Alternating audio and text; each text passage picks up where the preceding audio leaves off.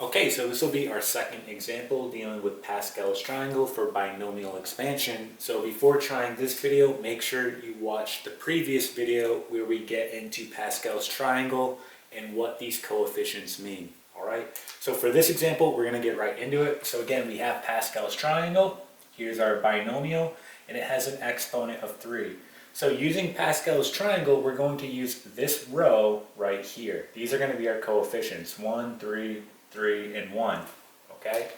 So let's go ahead and write this out. The first step we do, since we're using this row, we're going to write our coefficient, which is 1. So let's write 1, and then we start with our first term, which is 2x. So in parentheses, I'm going to put 2x, and then I'm going to say to the third power. Then writing my second term, which is 2, I get 2 to the 0 power, okay?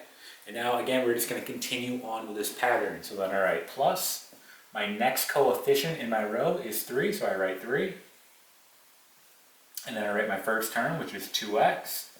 Now again, we minus 1 here on our exponent, so it's no longer 3, it's 2. And then we add 1 to our exponent here, so we write 2 to the first power. Okay, let's continue on. So plus, here's our next coefficient, so we write 3. Okay, our first term, 2x. I want to subtract 1 here, so now it's to the first power. And add 1 here, so now it's to the second power.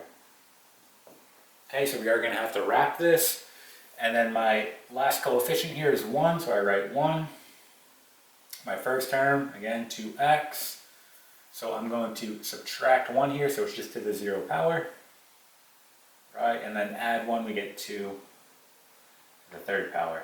Okay, so now that you have it written out, we have to go ahead and simplify it down. So anything that I have to the 0 power is just 1, so I can essentially just cross that out. So for example here, this can be crossed out, this can also be crossed out, okay? So now we're just going to go ahead and simplify this down. So again, this right here is really 2 to the third and x to the third.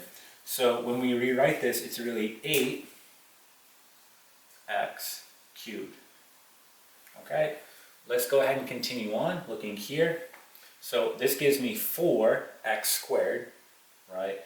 I have to times 3, so that gives me 12 times 2, that gives me 24, so it's 24x squared. So plus 24x squared. Okay, continuing on. Right here, this is 4. This part right here is just 2x and 3, so I get 4 times 2, which is 8, times 3, which is 24, so 24x.